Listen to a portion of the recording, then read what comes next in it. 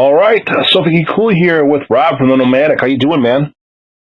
Yeah, doing well, Ramsey. Thanks for the call. Now, we were just chatting a little bit. Looks like everything's getting crazy with coronavirus. How are you adapting on your end?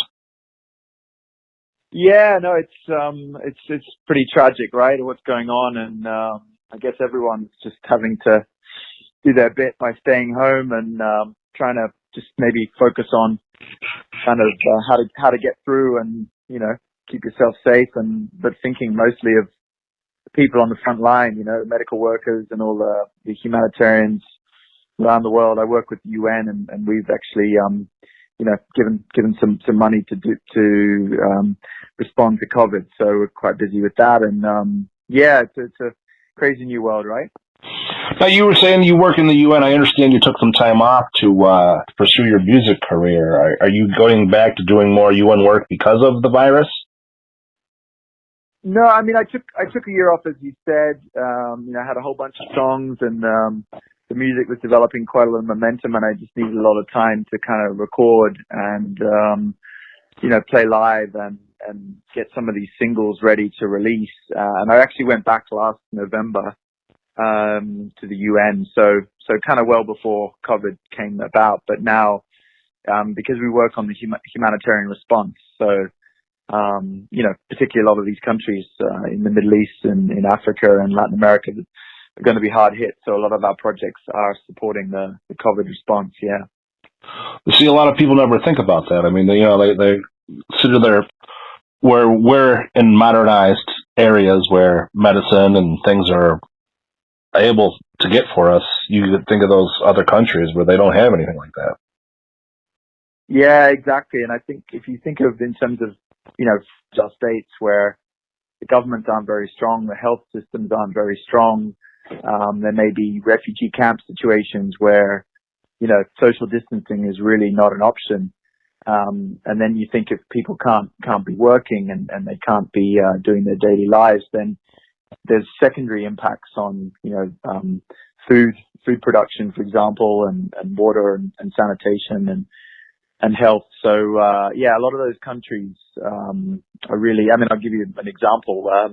South Sudan has 11 ventilators and 24 ICU beds, and the northeast Syria has something like 13 ventilators and 28 ICU beds. So for sure that there's a lot of parts of the world that are a lot less fortunate than us. It's important to keep that in perspective. I mean, history is literally being written as we speak. Yes, absolutely. So for me, it's really, obviously my UN job is pretty busy, and then I guess feeding my soul through writing music and releasing music. We just put out a song last Friday, waiting on Spotify and all the digital music platforms. So I'm kind of getting into the swing of probably releasing at least a song a month this year. So it's pretty busy on my end, kind of doing those two things in parallel. Now let's get back to the track "Waiting." I actually seen the video, man. It was awesome. Oh, thanks. And so yeah, that's something we released last Friday, and then we have an instrumental version that we'll put out this Friday, and then on the 1st of May, like the official music video. So definitely excited about that. Thanks for checking it out. Yeah, no, it was a pleasure. It's a great song. I really like the video. Now, it's kind of crazy to think that who knows when you're going to be able to shoot a video like that again. Yeah, exactly. And I am a bit lucky in the sense that because I took the time off last year, I managed to work on 4 or 5 different music videos that will be releasing with the singles coming up. So that's a good thing, I guess. Where I was also able to release Drifting last September. So if you haven't checked that out, have a look at Drifting, the single and the music video, which was sort of shot near me in Long Island City. So yeah, I mean, I don't think any of us realized at that point how the world was going to change. I was talking to a friend last night about reminiscing about last year and all the things we were doing in terms of restaurants and nightclubs and going out in New York, and probably would have tried to enjoy it a little bit more had we known what was coming. Now, being in New York, man, I mean, that's got to be hard. You're actually near New York City. I mean, I'm New York too, but I'm in Buffalo, so it's night and day. You mean in terms of the COVID situation? Correct. Yeah, I mean it's pretty heartbreaking. You know, I have a view here from Long Island City of Manhattan, and you know, I just love New York because it's a kind of city where anyone can come from all around the world. I'm from Australia, for example. You know, although I've had a very nomadic life, you know, hence the name of the band. But New York is just a city that welcomes everyone from all around the world to come here and pursue their dreams. You know, which is why I consider it to be home, and I absolutely fell in love with New York. I've probably written 80-90% of my material since 2014 here in New York. So that's, you know, a lot of my songs have come from the creative environment being in New York, and you know, to see it go through this is just heartbreaking. You know, 800, 700, I think now we're down to 500 deaths a day, but it's, you know, it's incredible that people are talking about that as being somehow, you know, an achievement. It's incredibly heartbreaking, even one person dying, let alone 500. So Waiting, in a sense, was my gift and tribute to New York. You know, there's a lot of reference in the song to Grand Central and Long Island City and Prospect Park, and, you know, bright lights shining on a rail track with a New York view. You know, I mean, there's obviously a personal element to the story, but mostly it's a tribute to New York and its people, and you know, a city that I've come to call home. Now, have you ventured out anywhere? Like, I watched the live streams of Times Square, and it's crazy to see maybe 2 or 3 people there right now instead of, you know, thousands. Yeah, I haven't really. I've kept myself pretty close to Long Island City. You know, I try and exercise down in the morning by the port, you know, with a healthy social distance from anyone else. And there's a sort of a local coffee shop that I go to with my mask on. But other than that, I just try and stay home, you know. It would be interesting to see New York completely devoid of people, but obviously, you know, everyone has to do their bit to try and just stay home isolated and stop the spread of the disease. No, I don't blame you, man. I mean, I'm more than comfortable watching it over a screen than trying to venture out there. Yeah, no, for the time being, I mean, I'd love to go back to those places, but I think it's going to be a while before I go back to Times Square, you know, unfortunately. Now, how do you go about picking out the tracks? I mean, you told me you have about 5 or 6 other songs. What makes you decide what song should go out at what time? Yeah, that's a really good question, because, you know, I have a whole bunch of songs, probably maybe 130 to 140 songs, and so, you know, the plan is just to start releasing them. Sometimes I'll try and vary it a bit, so I don't get particularly typecast as an artist. I think it's, you know, it's generally alternative indie rock, but I've had some different comparisons, you know, Bob Dylan, Bruce Springsteen. Some songs are probably a bit more kind of Beatles-esque. Obviously Oasis, Coldplay were big influences. So I'll try and, you know, to answer your question, vary it up a bit, you know, a guitar track, then maybe a piano track, a fast one, a slow one. And sometimes, like, Waiting was just a personal favorite. I mean, I was listening to it over and over and over and over again. And it just fell in love with it. And, yeah, it's just one of my favorite songs. I mean, I'm sure when I go through different phases of releasing, the others will be ones that I'll listen to a bunch. But yeah, I mean, Waiting is just a personal favorite, and I think the music, but also the lyrics and the tribute to New York, and it has obviously a bit of a personal sort of backstory and resonance to it as well. And then the layers around the concept of waiting kind of came to me over time, where I thought just sort of more and more deeply about the song. So it's just something that means a lot to me personally. Now, I'm taking a look at your social media, and I see that you got a show booked for July. Yeah, July 25th. It was planned for March 13th. So we were all ready to go with Hello, Halo and Don't Believe in Ghosts. And sadly, you know, I mean, that was right when the enormity and the significance of this situation started to become clear. So we actually made the decision the day before to postpone the concert, which obviously was totally the right decision. And we were really looking forward to that, and I think our fans were really looking forward to it. We put it back to July the 25th, and we'll be hoping to go ahead. But of course, everyone's health and safety comes first. So if we have to postpone it again, we will. But at the moment, we're hoping, keeping our fingers crossed for July 25th. I mean, what a scary thought that is. I mean, what are we in April now? You got a show. Yeah. You got a show planned for July, and it's still on the fence. Like, I don't, hopefully we get to play. You don't know. Exactly. I mean, I think one of the things with this COVID thing is just trying to, try and stay mentally realistic, and but as you say, it's a day by day situation. So we'll keep our fingers crossed, and obviously hope that New York and America and the world is in a much better position, even within a month, let alone July. So we'll be monitoring it, but obviously our main focus is on doing, as everyone else is doing our best just to fight this disease. So if we need to put the concert back again, we'll do that. Now, let's say the show does go on as planned. As a musician, how do you prepare yourself? I mean, is there going to be such things as meet and greets anymore? Is there going to be crowd interaction? Or are you going to distance yourself?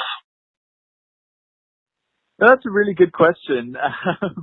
I think for the Nomadic right now, in a way, it's. I'll definitely come to your question in a minute, but the last 3 or 4 years we've been playing live like every 2 to 4 weeks, and playing live a bunch, and probably not focusing too much on the recording. And part of that was I wanted to get a sense of which songs people really jive with, and to get a sense of which ones we should be recording, and which songs people like. So that's the aim now, is just to release them, release the music. And so by July or August, or hopefully earlier June, my gut instinct is I wouldn't want to go back to playing a concert unless we can have that full concert experience. But I don't think having a concert with social distancing is necessarily going to be a great idea. Musicians might be better off doing live streaming in that situation. But it's a really good question. Obviously, the world can't probably fully go back to normal until the vaccine, but maybe by June, July, it's a slightly different picture. I would be a bit reluctant to do a concert where you couldn't, fully go with the concert vibe, if you know what I mean. But I think we're all learning to live in a different world, so we'll try and be flexible with it. See, I'm talking to a few bands lately, and that's one of the questions I always ask. But when, a few responses I got is maybe the front could be like an all access, and the back can be where you could social distance, but you still got to keep in mind everyone's going to have to walk by each other to get in and out of the venue, getting patted down to get in, it's going to be a different situation. Yeah, absolutely.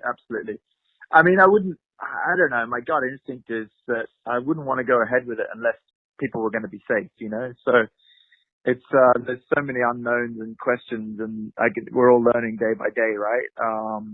But I think the live experience, probably until we can obviously guarantee and ensure that everyone is going to be safe coming to our show, we wouldn't be comfortable going ahead. And in the meantime, there's other things like live streaming, and then I think it's a good time for people to get to know the Nomadic songs, right? I've had good feedback from Drifting, and a good feedback from Waiting, and there's a hardcore group who follow us, and there's obviously, like with any other band, thousands of people who haven't heard us yet. So the next few weeks and months would probably I'd be aiming to reach those people who haven't heard the Nomadic yet.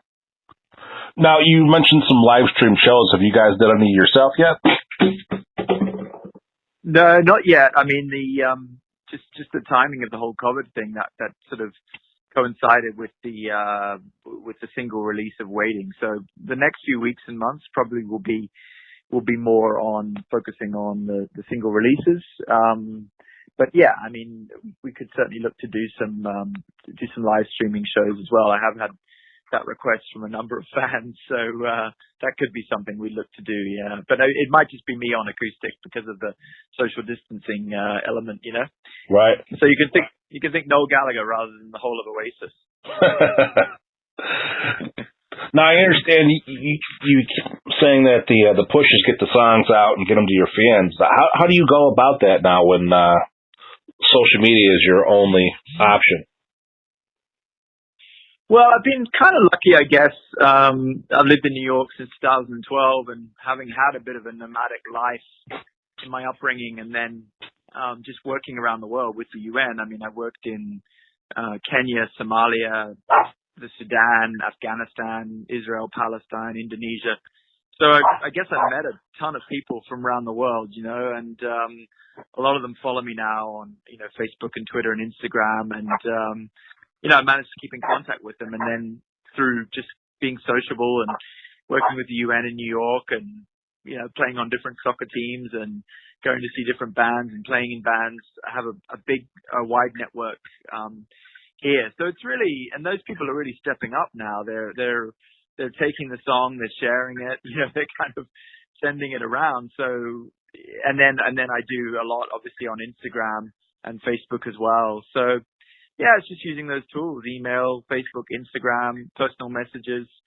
And I think when people see you kind of putting in an effort and having a real passion for something, my experience is that there's a sort of an energy to the universe where people want to help you out. So a lot of my friends have just been sharing it with their social media, saying, check out this new song. And that's been quite sort of humbling to see how people have done that, Now, the people that are listening now, they want to hear the song Waiting. They want to hear Drifting. They want to see the videos. Where do they go? What do they do?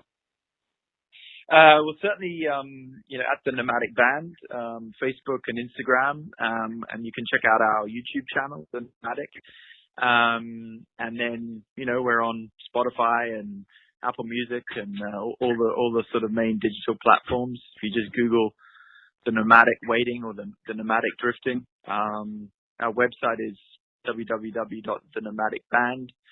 And then, follow us on Facebook and Instagram. Now, you mentioned that you have more songs coming out. Do you have dates, or is it just something that you're playing by ear? Yeah, I'm planning to release one called Beyond Blue. It kind of deals with issues around like trauma and depression and mental health. That would probably be around the 22nd of May, the single, and the video 29th of May. And then another one called Manhattan View. I have an amazing view of Manhattan from my apartment. So, that's a bit of a tribute again to New York. So that would be coming out in June, probably the 19th of June, and the music video the 26th of June. And then, just keep going with that kind of schedule. Basically, the last Friday, the third Friday of the month, the single, and the fourth Friday of the month, the video. And I have a whole bunch. Grand Mistakes is one that kind of looks at issues of sort of, family trauma around, through the generations. Under a Georgia Sky is another one. Walk the Streets, sort of a song about, reconciliation with a long lost lover or friend. And, so I just sort of keep going with that timeline. Well, it sounds like you got a lot of feel good music that's going to boost everyone's, Yeah. That's the intention. I mean, in a normal world, I may have waited a bit longer to release these songs, but I just thought, hey, people need a bit of cheering up now. They need to, and I've had some feedback on Waiting that, like really lovely stuff, like, oh, you made my day, and thanks very much. Been listening to it all day, cooking or doing whatever, and when you hear that kind of stuff, I mean, as a musician, there's a lot of blood, sweat, and tears that goes into the creative process. And then when you hear that, it just sort of makes it all worthwhile. Awesome, man. I'm really looking forward to listening to the rest of the songs. Now, once everything gets released, are you going to put out an EP? What are you going to do? Yeah, at the moment, we're going to be releasing singles, but I think by the end of this year, early 2021, we might think of putting that into an album. I'm just at the point now where I want each song to get the visibility and the ears and the attention that it deserves.